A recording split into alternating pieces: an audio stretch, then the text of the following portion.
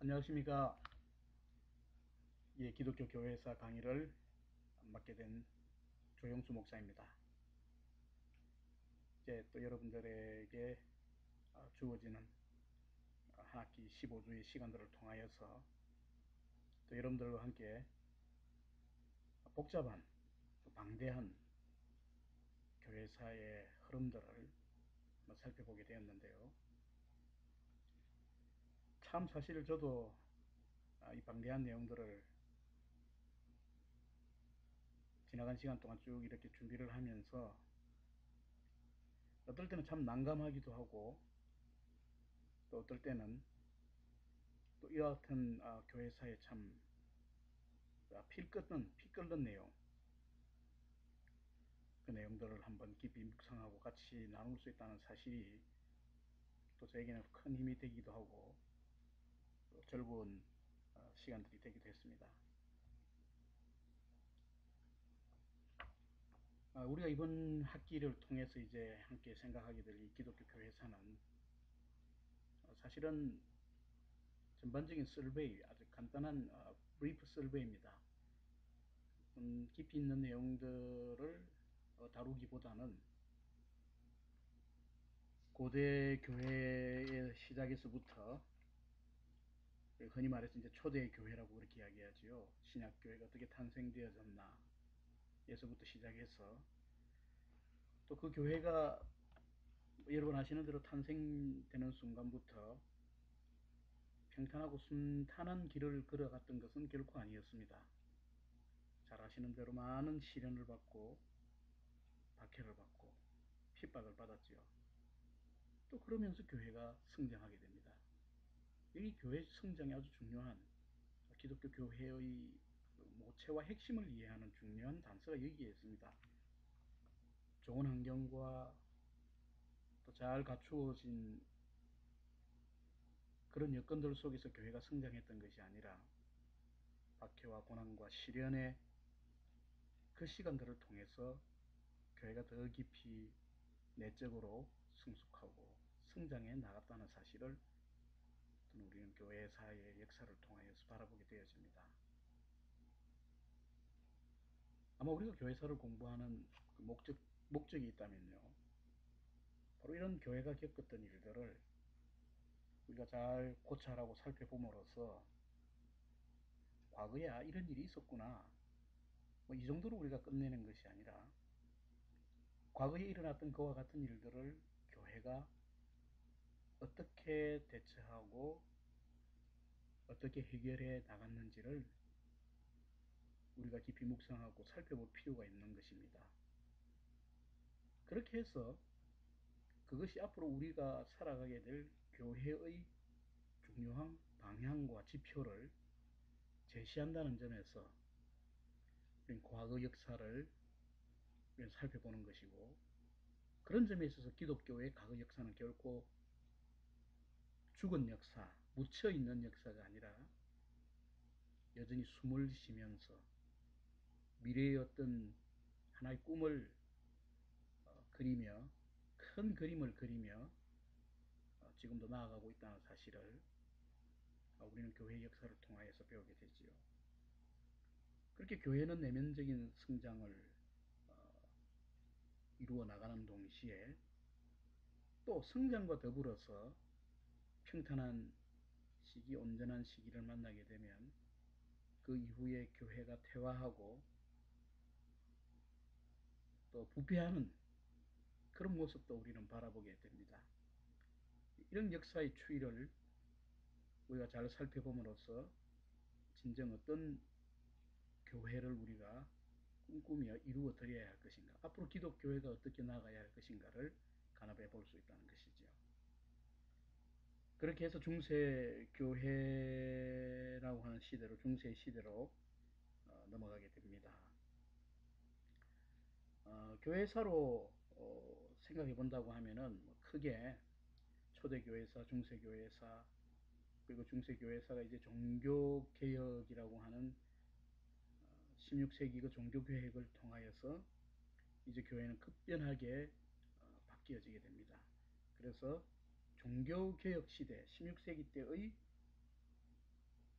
기독교의 상황, 유럽의 교회의 상황들을 우리가 살펴보게 되는 것이고, 그리고 나서 이제 개혁 후에 그 개혁의 물결들이 독일에서 가까운 유럽, 영국이나 또 스코틀랜드나 혹은 스위스나 이런 서유럽으로 그것이 이제 확산되어서 나가는 그런 과정들을 또 우리가 살펴보게 됩니다.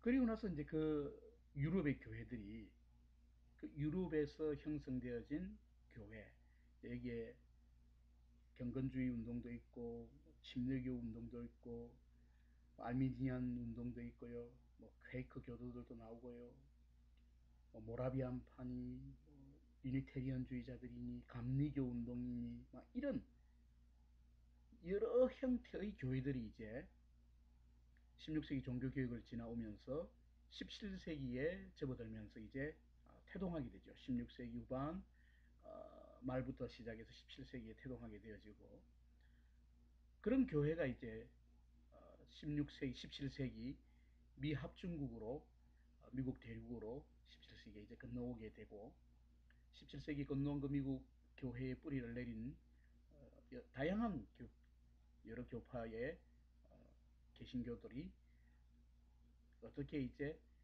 뿌리를 내리고 발전하게 되는지를 우리가 또한 살펴보게 됩니다. 그리고 나서 이제 미국 교회를 살펴보면 또한 미국 교회 역시 17세기, 18세기, 19세기 그리고 20세기 이후의 교회들 뭐 이렇게 나누어 볼 수가 있고, 유럽 교회도 마찬가지입니다. 종교 개혁이 16세기. 자, 이제 교회사를 이야기하다 보면은 참 본의 아니게 숫자를 특별히 연도를 이렇게 이제 많이 이야기해야 되는 상황이 생기는데, 어, 저는 여러분들에게 가능한 너무 많은 복잡한 연도들 그걸 여러분들에게 많이 말하고 싶지는 않습니다. 그래서 몇 세기다 몇 세기다 하는 것 정도만 여러분들이 머릿속에 아웃라인만 기억을 해 주실 필요가 있고, 무엇보다 중요한 것은 종교개혁이라고 하는 그 16세기 1517년이죠. 1517년 날짜를 이야기한다면 10월 31일, 그날 종교개혁 기념주일로 이렇게 이제 온 기독교회들이 기념을 하는 주일이기도 한데요. 그 정도 1517년 정도 여러분들이 1517년이니까 16세기 이제 초반에서 막 중기로 들어가려고 하는 뭐 그런 시즌이지 않습니까? 그 정도만 여러분들이 이제 분기점이 되는 중요한 세기를 여러분들이 연두에 두시고, 이제 가능한 한 저는 이 강의를 통해서 조금 전에 제가 말씀드린 대로 초대교회, 중세교회, 종교개혁사와 그리고 개혁 후에 그리고 교회, 유럽의 교회, 17세기, 18세기, 또 19세기까지의 유럽교회 형편들, 그리고 또 아메리카 북미 대륙의 교회 형편들. 사실은 이제 중국 땅에 뭐 기독교가 전해지게 된 것, 혹은 또 일본에 천주교가 전래되어진 과정들, 중국에 들어간 기독교가 또 그곳에서 준비 과정을 거쳐서 또 어떻게 우리 조선 땅에 들어오게 되었는지 하는 그런 그 과정들을 또 별도로 아시아의 교회의 역사들을 또 살펴볼 수 있는 그런 여건이 되기도 합니다. 그런 너무 많은 방대한 교회의 흐름을 추적하는 일이기 때문에 저희 강의는 가능한 이 기독교가 태동하게 되었던 중동과 그리고 이제 그것이 동방교회와 서방교회로 나뉘어지고, 그리고 그 서방교회가 유럽과 그리고 유럽의 여러 나라와 맺게 되어지는 그런 연관들, 그런 과정들을 한번 여러분들하고 생각해 볼 계획입니다. 저는 대략적인 전체 교회의 흐름들을 여러분들이 잘 이해를 하셔야 됩니다. 과연 어떤 세기에 어떻게 교회의 여러 가지 많은 구체적인 일들이 이 교회라고 하는 것을 형성하고 이끌어 왔는지를 이렇게 생각해 볼 필요가 있습니다. 어, 그래서 이제 제가 이제 이 첫 주의 첫 번째 강의는 앞으로 전체적인 강의의 흐름이 어떻게 이루어질 것인지를 여러분들하고 좀 간단하게 간략하게 생각을 해보겠습니다. 자, 기독교라고 하는 것, 또 이것을 우리가 어떻게 이해할 것인가, 어떻게 기독교가 태동되어졌는가 하는 점을 명확하게 좀 살펴봐야 될 필요가 있겠지요. 기독교라고 이야기할 때 많은 사람들이 혼동하지 않습니까? 심지어 미국에서는 제7일 안식교도 기독교의 크리스찬니티라고 하는 그 범주에 포함이 시킵니다. 종교 구분에 있어서 뭐 우리가 흔히 생각하는 이단들에 대해서도 사람들이 쉽게 철치라는 말을 갖다 붙입니다. 그 사람들이 모여있는 장소를 철치라고 하고 미국 사람들도 어, 몰몬 교도들이 모여있는 그 교회라고 하는 그 표현을 철치라는 걸로 씁니다. 주소나 길의 이름에도 무슨 철치 로드, 몰몬 교회가 이제 그 앞에 있을 때 그 철치 로드라는 이름으로 부르죠. 그럼 도대체 뭐가 어디까지가 기독교고 어디까지를 교회라고 불러야 할 것인가? 여호와 증인들은 자신들을 왕국 회관이라고 부르죠. 회관. 무슨 한국의 88회관, 체육관 뭐 이런 이미지를 저는 선뜻 받았는데 그런 회관은 아니고 어째 왕국 회관이라는 이름으로 부르지 않습니까? 교회라는 이름을 지칭하지는 않는 것 같습니다. 뭐 이런 여러 가지 유사한 기독교들의 어떤 그 모습, 이단들의 모습들 이런 것들을 구분지어지는 교회의 본질적인 정의가 무엇인지를 한번 생각해 볼 필요가 있습니다. 그래서 기독교라고 이야기할 때에 그것이 교회로서의 그 역사적인 의미가 어디까지 국한되어지는가. 지금 여러분 우리가 배우는 과목의 이름이 기독교의 역사가 아닙니다. 기독교의 역사가 아니라 기독교회의 역사지. 그지요? 기독교회의 역사다. 그 이름을 여러분들이 The History of Christianity가 아니라 The History of The Church of Christianity입니다. 기독교회의 역사.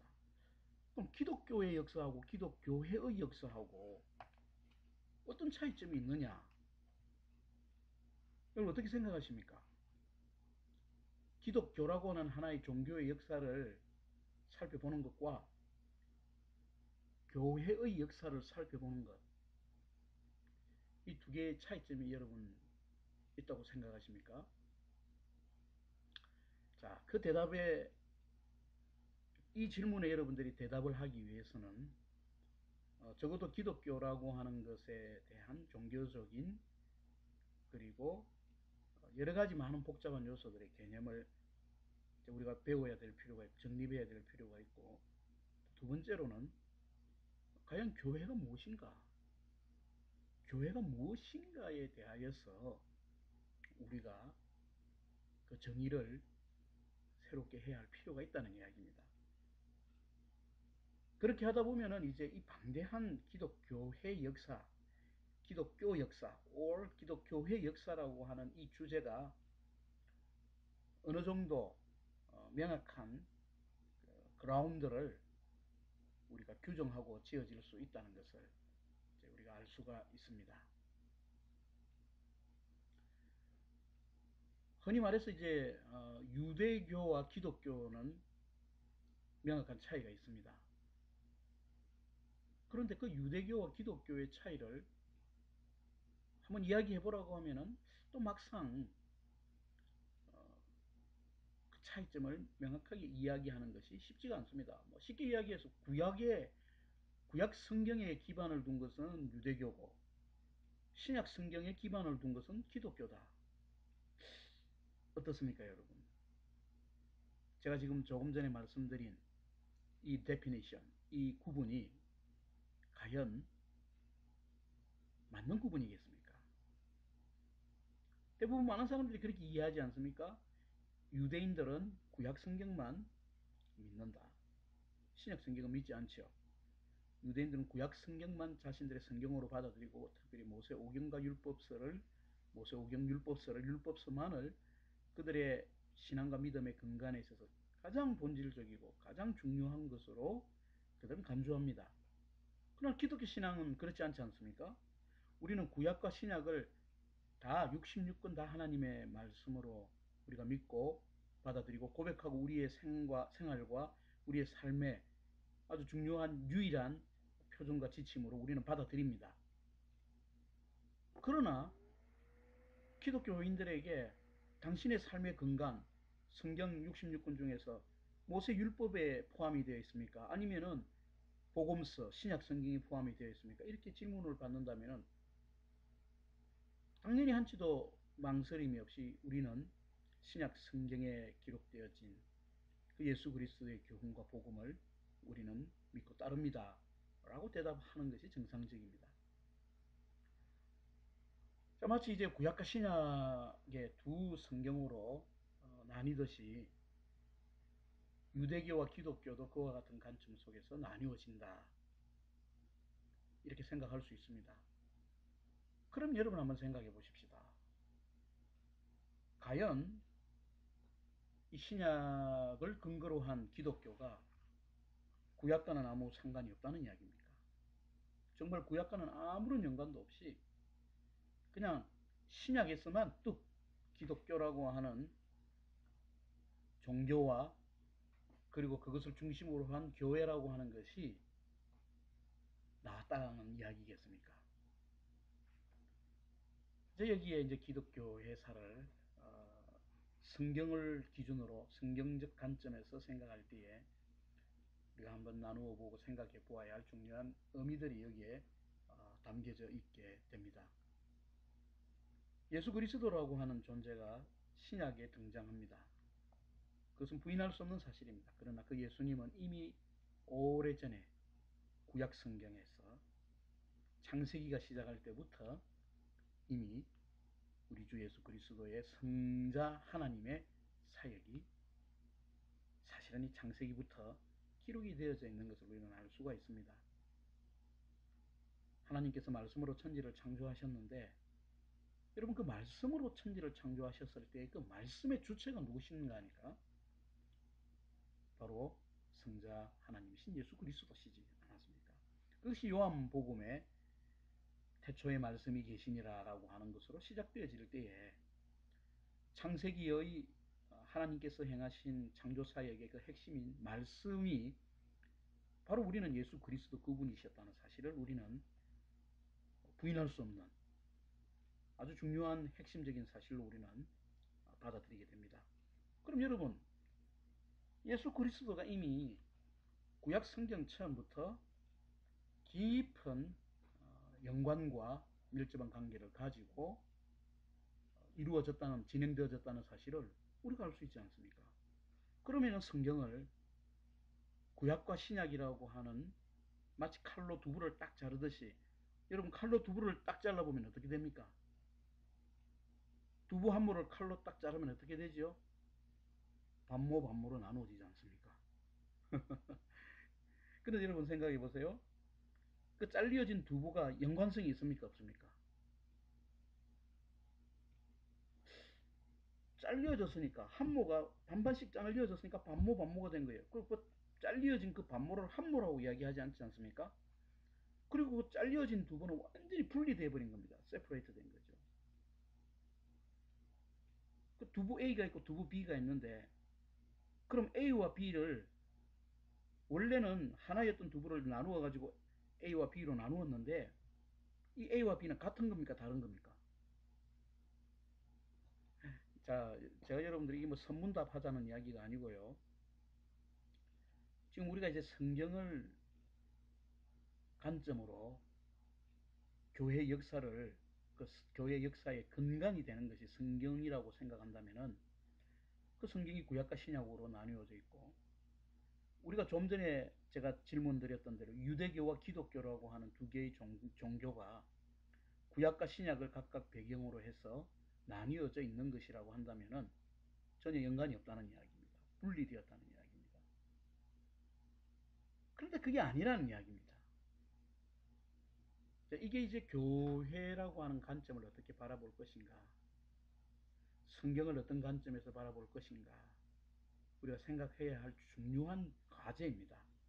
여러분들이 기독교 교회사라고 하는 큰 아주 방대한 과목을 앞으로 15주 동안 여러분들이 함께 생각을 해보게 될 텐데, 그러나 이 기독교 교회의 모든 역사의 흐름을 결정짓고, 그리고 중간중간에 중요한 분기점을 이루었던 그 사건에는 반드시 성경이 존재했었고 성경의 해석이 거기에 포함되어졌다는 사실을 우리가 잊어서는 안 된다는 이야기입니다. 다시 말해서 기독교 교회의 역사는 성경의 역사고 성경 해석의 역사입니다. 어떻게 성경을 해석하느냐에 따라서 감리교가 될 수 있고 장로교가 될 수 있고 침례교가 될 수가 있다는 것이죠. 이제 앞으로 물론 이제 좀 더 디테일한 성경 공부, 그러니까 기독교 교회사의 역사의 흐름을 이제 교회사를 공부할 때는 또 장로 교회사라든지 침례 교회사라든지 감리 교회사라든지 감리교 뭐 이런 구체적인 교파에 따른 교회의 역사를 살펴보는 것도 굉장히 방대한 내용을 가지게 되죠. 자, 이제 제가 이 오늘 첫 시간에 여러분들에게 기독교라고 하는 것과 그리고 기독교회라고 하는 것이 과연 어떤 연관성이 주어져 있는 것인가, 에 대해서 여러분들에게 여러분들의 그 브레인 브레이킹이라고 하죠. 머리를 깨는 게 아니라 여러분들의 머리를 이제 이 기독교 교회사라고 하는 학문을 우리가 받아들이고 공부하기 위한 하나의 워밍업 작업으로서 이것이 이제 우리의 마음속에서, 우리의 머릿속에서 이루어져야만이 앞으로 전체 2000년 가까이 지금 흘러내려온 교회의 역사를 우리가 조명하고 조망할 때에 이제 어떤 관점으로 하게 될 것인지를 우리가 이제 바라보게 되어진다는 것입니다. 구약과 신약을 분리된 하나의 세퍼레이트된 각각의 책으로 보는 것이 아니라, 저는 구약과 신약이 예수 그리스도를 중심으로 커넥티드 되어진, 컨티뉴어 되어진 그런 성경으로 저는 받아들입니다. 그래서 구약과 신약이 하나가 홀북을 이름으로써 스크립처, 바이블이라고 하는 개념으로 만들어지게 된다는 것입니다. 중세 이후의 종교개혁의 시대 이후의 역사를 보면은요, 그동안 너무 부패했던 그 로마 캐톨릭 처치, 우리는 흔히 그걸 천주교라고 부르는데 정확한 교회 명칭은 로만 캐톨릭 처치입니다. 그 로마 캐톨릭 처치가 너무너무 많은 변질과 부패를 가져왔기 때문에 종교개혁자들이 자신들이 구상하게 되는 어떤 성경적인 교회, 성경적인 기독교의 모습을 주로 신약 성경에서 많이 그 아이디어를 찾아가게 되어집니다. 물론 당연한 결과이기도 합니다만, 그러나 저는 여러분들에게 분명하게 말씀드리고 싶은 것은, 성경을 이해한다는 것은 신약 한 것만을 이해한다는 것이 아니라 구약과 신약이라고 하는 하나의 연관성 속에서 전체로서 성경을 이해해야 된다. 이것이 저의 신학적이고 또 성경 해석의 기본적인 배경입니다. 관점입니다. 이와 같은 관점에서 기독교라고 하는 교회의 역사를 여러분들하고 살펴보게 될 것입니다. 이게 사실 여러분들 강의를 할 때에 제가 지금 유튜브 강의를 만드는데 여러 가지로 많이 고민을 했습니다. 제 강의를 지난 학기에 들어보신 분들은 신약개론입니다. 신약개론을 들어보신 분들은 아주 적나라한 강의를 아마 이제 유튜브 동영상을 통하셔서 들으셨을 텐데요. 사실 혼자서 제가 그 캠코더를 작동하면서 녹화해서 그리고 그 녹화된 내용을 다시 유튜브 동영상으로 전환해서 올리는 그 과정이 한 편을 만들어서 40분짜리 동영상 강의 한 편을 만들어 가지고 녹화해서 유튜브에 올리는 시간이 토탈 6시간에서 7시간이 소요가 됩니다, 여러분. 와, 이거 정말 중간에 만약에 예를 들어서 인터넷이라도 끊어지게 되면은 이거 다시 처음부터 다시 또 제가 강의했던 내용을 다시 또 올려야 되게 되는 아주 복잡한 과정들이 남아 있었습니다. 그걸 제가 이제 지난 학기에는 비디오 동영상 강의 29편, 원래 30편이었는데 한 주 휴강을 했기 때문에 한 주는 사실 휴강이면서도 제가 이제 어, 문서로 파일로 이제 텍스트 문서로 이제 강의를 이제 그 클래스 무들 클래스에 올렸기 때문에 사실 강의는 30개인데요.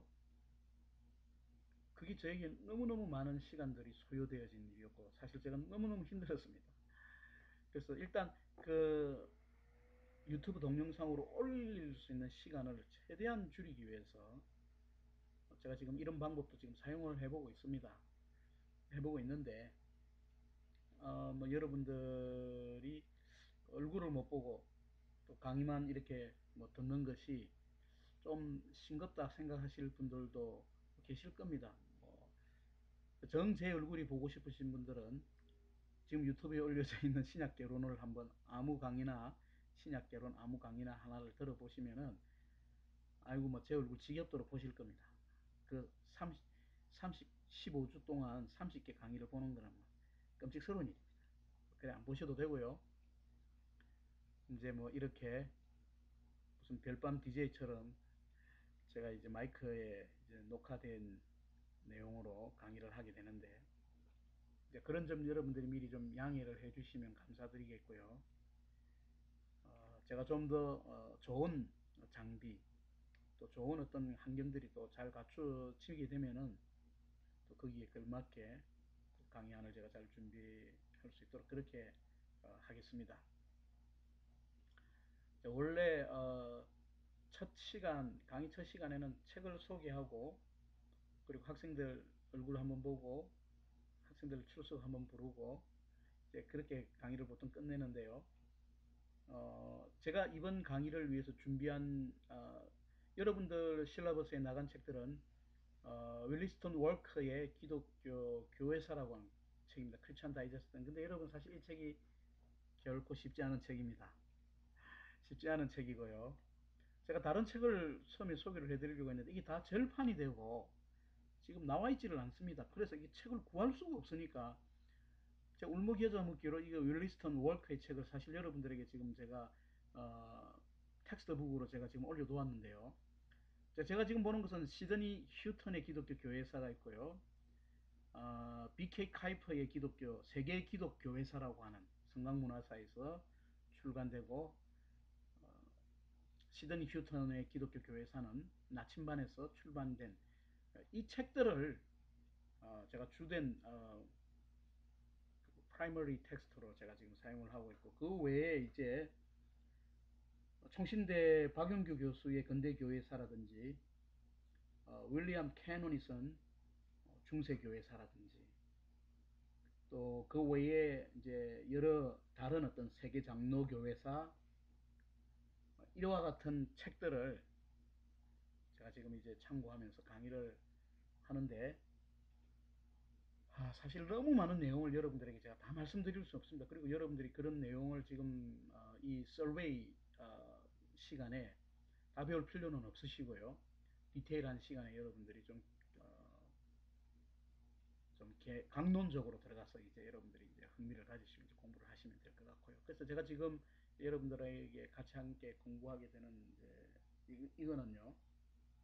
바로 이런 전체적인 어떤 책의 흐름들을 가지고 이제 이 책들을 가지고 이제 공부를 하게 되는데 웰리스턴 월크는 교회사를 처음 접하는 사람들에게는 어려운 책입니다.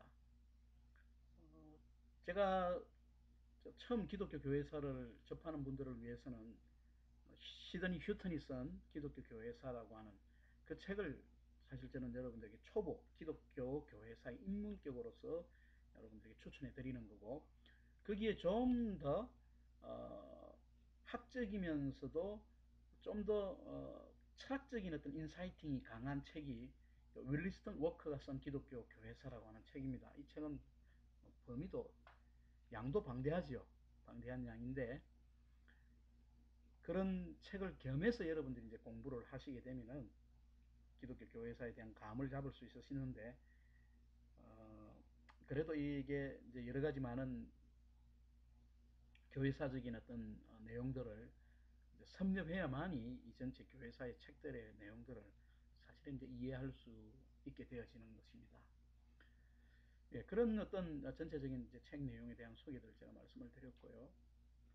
그리고 제가 지난번 이제 여러분들 공지에 알려드렸듯이 여러분들 무엇보다도 이 강의의 출석을 잘 해주셔야 됩니다. 출석은 제가 굳이 체크하지 않아도 이제 다음, 그러니까 이제 9월 8일부터 이제 시작되어지는 그 첫 주의 강의, 여러분들이 정식으로 무들 클래스에 이제 등록을 다 마치신 분들이 로그인 하는 순간부터 로그아웃 하는 순간까지의 모든 시간이 다 기록이 되어져 있습니다. 제가 처음 학기에는 여러분들에게 좀 뭔가 환기를 주기 위해서 뭐 출석표도 저에게 제출하라, 카톡을 통해서 제출하라, 뭐 그렇게 이제 말씀을 드렸는데, 이제 제가 이 학기에는 그렇게 하지 않고 출석 온라인에 체크된 것을 기준으로 무조건 출석을 하겠습니다. 여러분들이 아시는 대로 3주, 그러니까 15주 중에 3주를 여러분들이 결석을 하게 되면은, 그러니까 6번 빠지게 되면은요, 학교의 학식상 과목은 페일이 됩니다. 그러니까 그걸 우리는 흔히 F라고 이야기하죠. 그러니까 이 과목을 여러분들이 잘 완수하지 못했다는 의미가 됩니다. 그러니까 F의 의미가 fail이라고 하는 의미 자체가요. 그래서 여러분들이 굳이 꼭 부득이한 상황에 꼭 결석을 해야 되는 상황이 생긴다고 할 때는 미리 사전에 저에게, 교수님 제가 다음 주에 어느 월요일과, 지금 강의가 수요일, 월수 이렇게 나가지 않습니까? 월요일과 수요일에는 제가 강의를 제가 부득이하게 듣지 못하게 되고 다른 요일에 강의를 듣겠습니다 라고 저에게 익스큐즈를 해주시기 바랍니다. 이게 공부하는 학생들의 자세 아니겠습니까? 또 예를 들어서 출석 수업이 월요일마다 있는 클래스도 있습니다. 일리노이주에서는요. 그러면 월요일 날 출석 수업을 하루 종일 하고 저녁 늦게 돌아오면은 그날 강의를 듣기 어렵지 않습니까? 당연히 어렵지요. 그럼 저는 그런 상황들에 대해서 미리 이런 상황이어서 강의 듣기 어렵습니다라고 말씀을 해주시면은 화요일 날 강의를 듣는 걸로 얼마든지 시간을 변경할 수 있지 않습니까? 그렇게 가능합니다. 근데 아무 말도 하지 않고 아무 이야기도 하고 하지 않고 아무 익스큐즈 노트도 없이 저에게 그렇게 막 그냥 마음대로 결석을 하게 될 경우에 여러분들 이 과목 어, make through 할 수 없다는 거 기억을 하시기 바랍니다. 이제 그 외에 제가 이제 뭐 강의 중에 뭐 퀴즈 정도가 있고요. 10번의 퀴즈 정도가 있고, 또 여러분들에게 이제 뭐 중간고사도 있고 뭐 학기말고사 이런 것도 다 있어야 되는데, 솔직히 저는 그렇게 안 하고 싶습니다. 그런 거 안 하고 싶고요. 그러나 학교 방침은 반드시 그렇게 해야 되는 걸로 되어 있기 때문인데, 뭐 가르치는 교수 마음 아니겠습니까? 그래서 여러분들 너무 이 공부에 부담 가지지 마시고 그냥 온라인 수업이니까 우리 말 그대로 온라인에 우리 올인합시다. 예? 온라인에서 우리가 잘 듣고 그 외에 나머지 온라인 수업만 여러분들이 잘 들으시면은요, 뭐 제가 그렇게 여러분들에게 특정한 막 냉정하게 제가 여러분들에게 평가를 하지 않습니다. 그렇게 할 필요도 없고요. 최대한 저는 여러분들 사이드에서 어, 모든 학사 업무 처리를 하고 싶습니다. 그러나 어, 여러분들이 꼭 부탁드리고 싶은 것은 어떤 일이라도 저에게 여러분들이 먼저 양해를 구하고 스큐즈 구하는 일에 대해서는 제가 절대로 노라고 이야기하지 않습니다. 그건 저와 함께 공부해 보신 분들은 다 아실 겁니다. 근데 아무 말 없이 뭐 내가 빠져도 뭐 교수님하고 내가 무슨 상관입니까? 이렇게 생각하는 사람들은 절대 그렇게 하시면 안 됩니다. 그럼 떼찌합니다, 제가요. 절대 그렇게 하지 마시고. 이 말은 뭐냐면은요. 가르치는, 비록 우리가 온라인을 통해서 그냥 뭐 영상을 통해서 혹은 뭐 보이스를 통해서 이렇게 서로 배운다 하지만은 그 가르치는 사람과 가르침을 받는 사람들이 서로 신뢰하는 관계 속에서 이루어져야 되는 거 아니겠습니까? 그래야만 그게 진정한 교육이 이루어지지 않겠습니까? 아무리 좋은 내용을 가르쳐도 여러분들이 저를 신뢰하지 않고 여러분들이 저에 대하여서 떤 컨선을 하지 않으면은 저도 역시 마찬가지 되지 않겠습니까? 그래서 그런 부분들을 여러분들이 조금만 좀 양해해 주셔서 어려운 일이 있을 때는 항상 여러분들이 편이 되겠습니다. 이 말은 제가 절대 공연불이 아니고 공말로 뭐라고 해야 됩니까 이거. 어쨌든 그런 듣기 좋은 말로 여러분들에게 하는 이야기가 절대 아니라는 것 여러분들이 꼭 기억을 하셔서 꼭 그렇게 해주시고, 그리고 한 가지 제가 여러분들에게 메일로 이렇게 보내드렸는데 아직 로그인도 안 하신 분들이 계시던데요. 자, 반드시 카카오톡을 하시는 분들은 어, 카카오톡에 제 이름을 친구로 만들어 놓으셔서 단체방을 만들어 둘 수 있도록 저에게 친구 요청을 다 해주시기 바라겠습니다. 이미 제가 보내드린 메일에 다 기록이 되어져 있습니다. 차콜25 차콜25라고 하는 아이디가 제 카카오톡 아이디입니다. CHARCOAL 25 차콜 25 그 아이디로 검색하시면은 제가 나오게 되는데요. 여러분들이 저를 친구로 삼아 주시면은 제가 이제 이 학기에 기독교 교회사 단체방을 제가 만들어서 필요한 것들, 퀴즈들 이런 것들 여러분들에게 이제 그 카톡을 통해서 이제 나가고, 혹 카톡 사용이 안 되시는 분들 이제 저에게 이메일로 학교 이메일로 무들에서 들어가시면은 여러분들이 다 이메일 받으셨을 겁니다.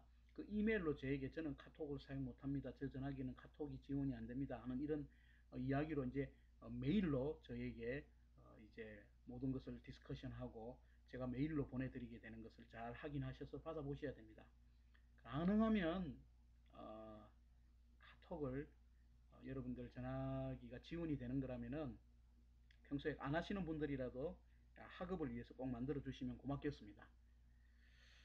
이제 제가 첫 주의 강의는 전반적으로 제가 기독교와 기독교회의 관계를 제가 여러분들에게 말씀을 드렸고, 유대교와 기독교라고 하는 그 하나의 그 두 종교가 분리된 종교인가 연속적인 종교인가에 대한 여러분들 나름대로의 그 생각을, 사고를 한번 거기에 이제 여러분들이 워킹 해보시라고 제가 이제 질문을 드렸습니다.